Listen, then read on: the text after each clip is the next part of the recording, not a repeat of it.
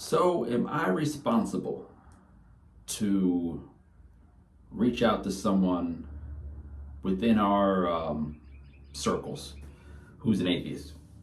Me as a Christian, me as a minister, am I responsible to try to debate them and get them on Team Jesus? Is that my responsibility? Some people think that it is. I don't know if I agree with them. There's a particular person. There's a particular person. I'm not gonna say their name. We'll call them Jimmy. That's my go-to name. And they're an atheist. I don't know them all that well, but they're around Praphit production stuff. You know, I say, hey, what's up? We'll talk some sports sometimes, but that's about it. And some people say, well, why don't you confront them about Jesus? Now, we've had some talks about God here and there, but that's about it. I don't think that's my responsibility, though. It's my responsibility as a minister to preach, to teach, to live out the gospel.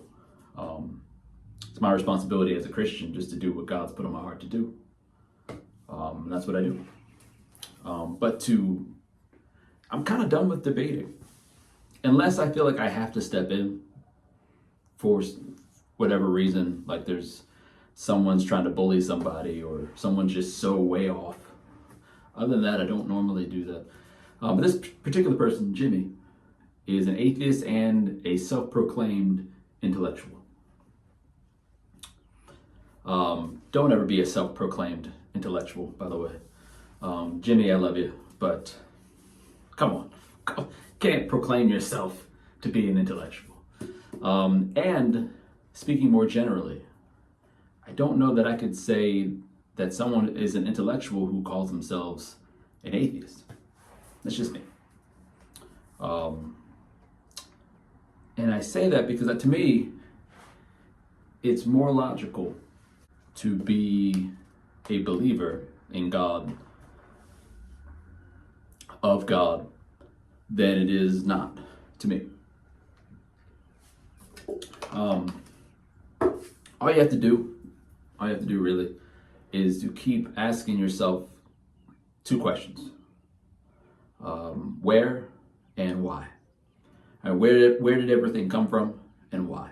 Now we have, as human beings who aren't believers, some answers for those questions. But those answers are kind of silly. And you can root out the silliness by continually asking where. You're telling me this, okay, well, where did that come from? All right, but where did this come from? And why?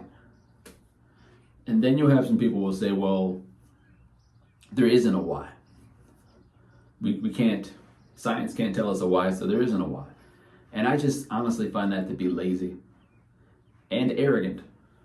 It's lazy because even as a scientist, you might not know the answer now, but you might have the answer somewhere down the road, right? So you keep looking. So that's why it's lazy. And it's arrogant to believe that, well, because you don't have an answer, because you don't understand, that it must be nonsense, right? Now someone might say, well, aren't Christians also arrogant for soundly believing in God, believing on Christ, believing on Jesus Christ as Lord? No, because of that word belief. I believe this or that, right? The only thing I'll claim that I know for sure is that the Bible works. That I've been a Christian for over 20 years now, and the path of Christ works.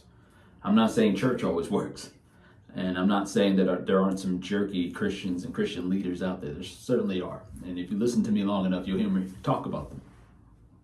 But I'm saying the Bible, the gospel, works, and it works for everybody. That's why it's so beautiful. You know? That's what I know. But as far as God and Christ, following the Lord, doing what I believe God put in my heart, that is all belief. It's faith. And at some point, despite how much of an intellectual you are, when it comes to spiritual things, when it comes to God, you're going to have to take not even a leap of faith, just a step of faith, really. That's all it would take.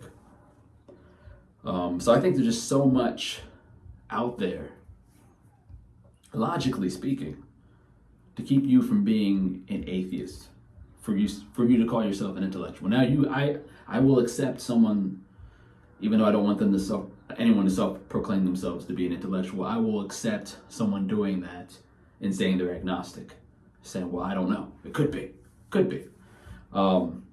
That I will allow without laughing in their face. Now, that's as far as like belief in a God, in a higher power. As far as believing in a Christian God,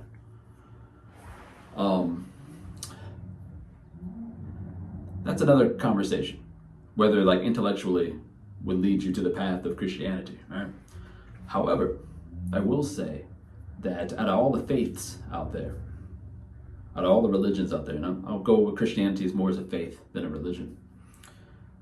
Christianity is the only one that allows for flawed human beings, because we would all admit that we're flawed. And all the religions are works-based.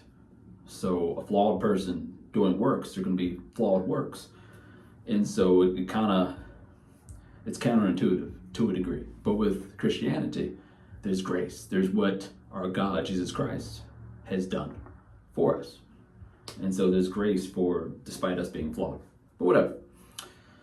Anyway, I say all that to say that I don't believe it's my responsibility to talk to atheist, self-proclaimed intellectual Jimmy, to debate him, to force him, persuade him into what I believe. I don't believe that's my deal. There's so much out there, so much. You want evidence? There's so much. Just look into nature.